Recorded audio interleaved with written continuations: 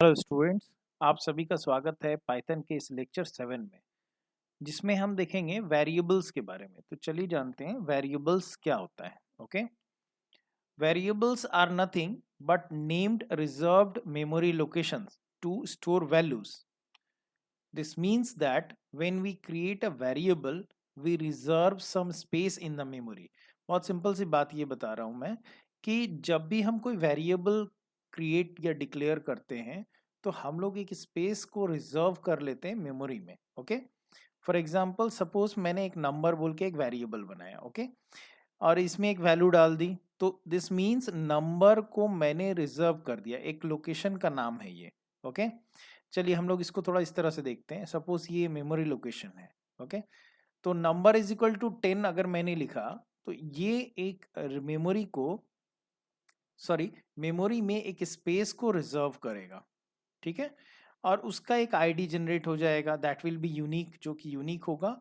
और उसी स्पेस जो मेमोरी में जो स्पेस रिजर्व किया गया है उसमें एक वैल्यू असाइन कर दी जाएगी दैट विल बी 10। अब दूसरा मैंने सपोज फिर से एक वेरिएबल लिया नेम, जिसकी एक वैल्यू है सचिन। तो फिर इसने एक स्पेस रिजर्व करना है मेमोरी में, एक स्पेस रिजर्व किया मेमोरी में, उसके बाद उसकी वैल्यू दी दी गई और इसकी अभी एक आईडी जनरेट हो गई। So this is the simple concept of variable. Okay, अब वेरिएबल को और अच्छे से जानने के लिए हम लोग इस आईडी फंक्शन को थोड़ा जान लेते हैं। The ID function returns a unique ID for the specified object. This means कोई भी वेरिएबल या को अगर हम लोग असाइन करते हैं तो उसका एक मेमोरी लोकेशन होता है। तो उस लोकेशन का जो आईडी होगा वो हमें ये आईडी फंक्शन बताएगा। The ID is assigned to the object when it is created. The ID is the object's memory address and will be different for each time you run the program. मैं इसको इस तरह से दिखाता हूँ। Suppose ये एक मेमोरी लोकेशन है, मैंने लिखा x इज इक्वल टू 20। तो इसमें क्या होगा, आपको x इज इक्वल टू 20 एक स्पेस को रिजर्व कर लिया जाएगा मेमोरी में, उसकी एक आईडी जनरेट होगी, इसी आईडी को आईडी फंक्शन दिखाएगा मुझे। ओके, देखिए कुछ इस तरह से। सपोज मैं आईडी x लिखूंगा तो यहाँ पे मुझे दिखेगा 124622148। अगर मैं y इज इक्वल टू 30 लिखता हूँ फिर से, तो मुझे यहाँ पे दिखेगा फिर से वो एक स्पेस रिजर्व होगा और इसमें वैल्यू असाइन होगा, इसकी एक आईडी जनरेट होगी। तो ये जो आईडी है, ये मैं अगर आईडी y लिखूंगा तो मुझे ये आईडी फिर से दिखेगा। ठीक है, इस तरह से आईडी दिखता है। तो चलिए इसका प्रैक्टिकल करके मैं आपको दिखा दूं। इसके लिए मुझे पाइथन आइडियली ओपन करना होगा।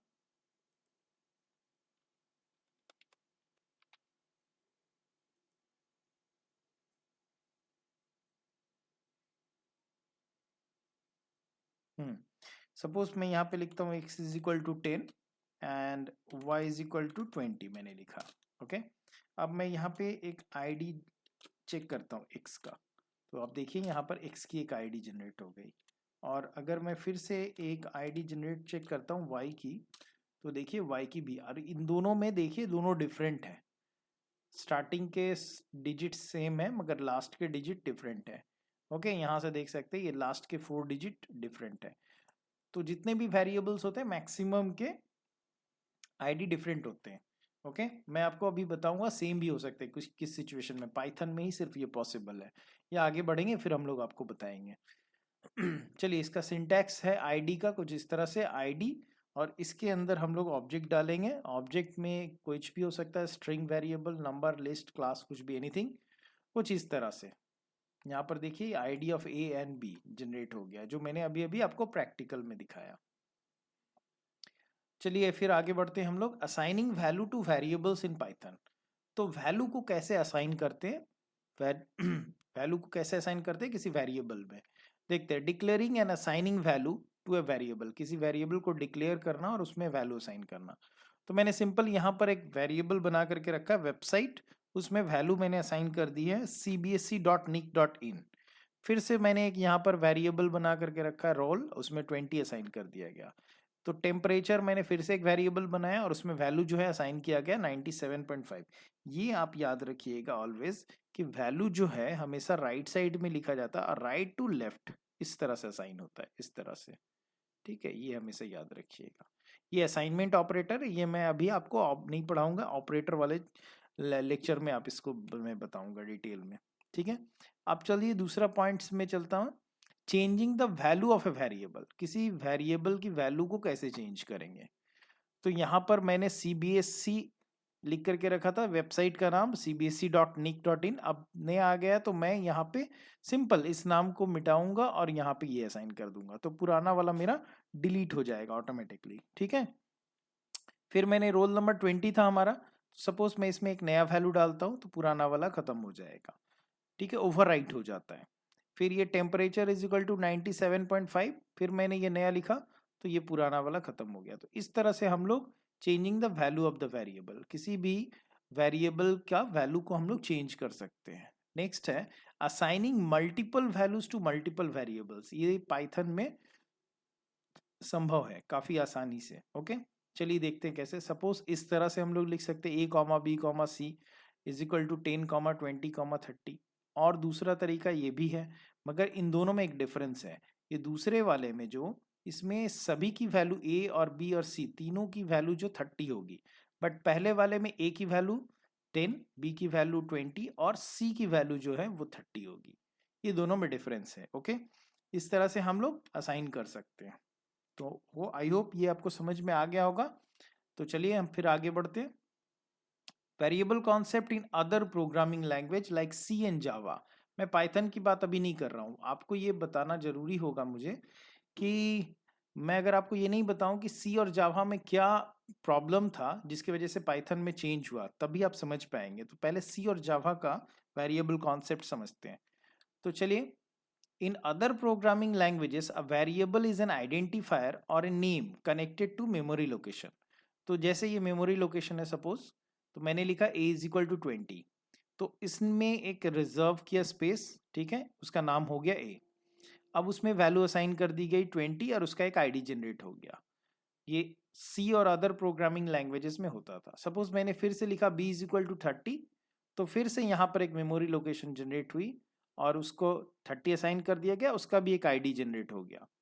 सपोज मैंने फिर से c इज इक्वल टू 20 लिखा एक्सक्यूज मी, तो फिर से एक नया मेमोरी लोकेशन जनरेट होगा जहाँ पे उसको असाइन कर दिया जाएगा नाम and value will be assigned और उसका एक आईडी जनरेट हो जाएगा। आप इस पे थोड़ा गौर कीजिएगा कि इसमें ये जो दोनों वैल्यूज हैं ये दोनों सेम है। ये देखिए this one and this one, ठीक है, यहाँ पे ये गौर करके रखिएगा। ये अभी जस्ट नेक्स्ट जब मैं पाइथन में बताऊंगा तो यहाँ पर थोड़ा चेंज होगा। Let's move to the Python, ठीक है। यहाँ पर एक चीज मैं बताना भूल गया कि देखिए यहाँ पर जब मैं वैल्यू चेंज करूंगा इस तरह से, suppose a is equal to 20 है, मैंने चेंज किया a इज इक्वल टू 70, तो यहाँ पर वैल्यू चेंज होकर के 70 आ जाएगी, न्यू वैल्यू। बहुत सिंपल सा कॉन्सेप्ट है। अब आते हैं हम लोग पाइथन के बारे में। In Python a variable is considered as tag that is tied to some value, ठीक है।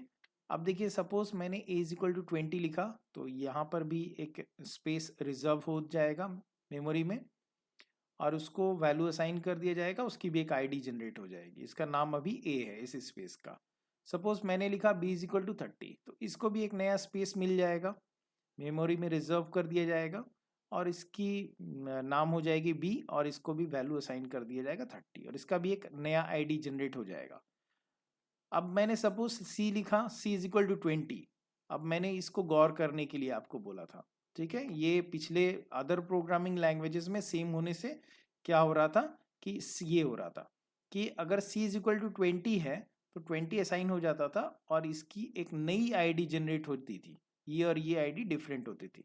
मगर पाइथन बोलता है कि नहीं, ये गलत है। मैं अगर वैल्यू सेम है, 20 इसकी भी है वैल्यू और इसकी भी वैल्यू 20 है, सो ये मैं मेमोरी लोकेशन नया नहीं लूंगा, मैं इसी मेमोरी लोकेशन को इसको इंडिकेट कर लूंगा। ओके, सी जो है अब इसी के साथ जुड़ गया। ओके, अगर मैं चेक करूं सी की आईडी और ए की आईडी तो मुझे दोनों का सेम मिलेगा, ये आईडी मिलेगी दोनों की common. This is the difference between Python and other programming language.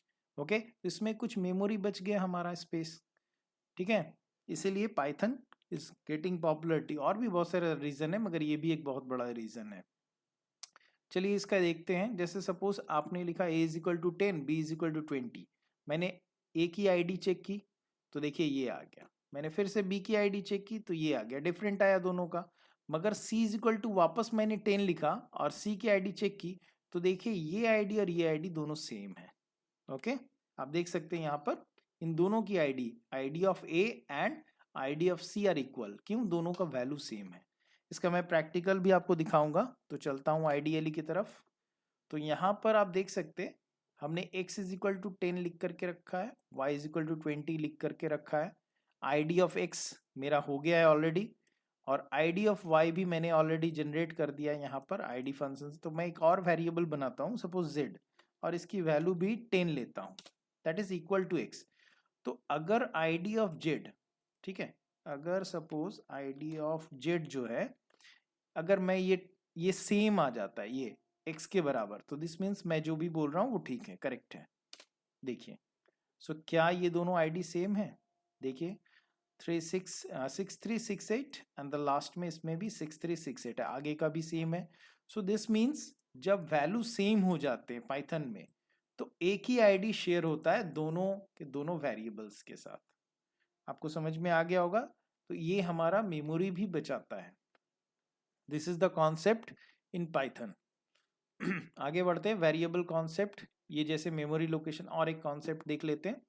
Suppose मैंने लिखा a इज इक्वल टू 20, तो यहाँ पे जैसा कि मेमोरी लोकेशन में एक स्पेस रिजर्व किया गया, वैल्यू असाइन कर दिया गया, आईडी जनरेट हो गई। मैंने लिखा b is equal to a, what does it mean? इसका मतलब a की वैल्यू b को दी गई, तो b और a दोनों सेम हो गए। ओके, सपोज मैंने फिर से लिखा a इज इक्वल टू 50। अभी a इज इक्वल टू, आप देखो यहाँ पे 20 था, अब मैं a इज इक्वल टू 50 लिख रहा हूँ, a को नई वैल्यू दे रहा हूँ, तो क्या होगा? यहाँ पे 50 आएगा। ये हमारे पुराने कॉन्सेप्ट के अकॉर्डिंगली यहाँ पे 20 हट के 50 आ जाना चाहिए था, बट नहीं। बट पाइथन बोलता है ऐसा नहीं होगा। पाइथन बोलता है कि इसको b ही रहने देते हैं और a को यहाँ से हटा देते हैं, ठीक है, और a को एक नया लोकेशन में दे देता हूँ, ठीक है। पाइथन बोलता है उसको जैसा है वैसे ही रहने देंगे और a को एक नया मेमोरी लोकेशन दे देंगे। मतलब ये वैल्यू के ऊपर ज्यादा डिपेंड कर रहा है। चलिए फिर आगे बढ़ते हैं। Rules for making variable names. तो क्या क्या रूल्स हैं? Every variable name must starts with alphabets और अंडरस्कोर। आइदर अल्फाबेट से स्टार्ट होगा या फिर अंडरस्कोर से स्टार्ट होगा, ठीक है। No spaces are allowed in variable declaration, कहीं भी कोई स्पेस अलाउड नहीं है। Except underscore no other special symbols are allowed in the middle of the variable declaration. Middle क्या, कहीं भी कोई भी स्पेशल कैरेक्टर अलाउड नहीं है, ठीक है, वेरिएबल डिक्लेरेशन में। A variable is written with a combination of letters, numbers and special character underscore only. सिर्फ underscore ही allowed है। No reserved keyword is allowed in variable declaration. कोई भी keyword का हम लोग यूज नहीं करेंगे, ये तो मैं पहले ही बता चुका हूँ आपको keyword वाले लेक्चर में। ओके, तो चलिए देखते हैं कुछ करेक्ट और इनकरेक्ट वेरिएबल नेम्स को। Rules for making variable name correct है कुछ, जैसे ये करेक्ट है n, टीचर ये भी करेक्ट है, टीचर ये भी करेक्ट है, मगर दोनों केस सेंसिटिव है, मैंने आपको पहले ही बता दिया था। तो ये और ये डिफरेंटली ट्रीट करेगा पाइथन इसको। नेम टू करेक्ट है क्योंकि टू बाद में है, टू अगर पहले होता तो इनकरेक्ट होता। अंडरस्कोर नेम अलाउड है क्योंकि अंडरस्कोर से हम स्टार्ट कर सकते हैं। स्टूडेंट अंडरस्कोर नेम बिल्कुल अलाउड है। टीचर नेम अलाउड है। इनकरेक्ट में देखते हैं और एंड, ये इनकरेक्ट है। क्यों इनकरेक्ट है भाई? सिंपल, क्योंकि they are keywords. Okay, percent name, dollar name incorrect है। क्यों इनकरेक्ट है? Start with percent and dollar, क्योंकि स्टार्ट हमेशा अंडरस्कोर या अल्फाबेट से होगा। यहाँ तो परसेंट और डॉलर, परसेंट एंड डॉलर ऐसे भी अलाउड नहीं है कोई special character other than underscore, आपको पता ही है। 23 नेम ये भी अलाउड नहीं होगा। क्यों? स्टार्ट विथ नंबर, नंबर से स्टार्ट हो रहा है, इसलिए ये भी अलाउड नहीं होगा। आई होप आप लोगों को समझ में आया होगा वेरिएबल का concept. Thank you for watching.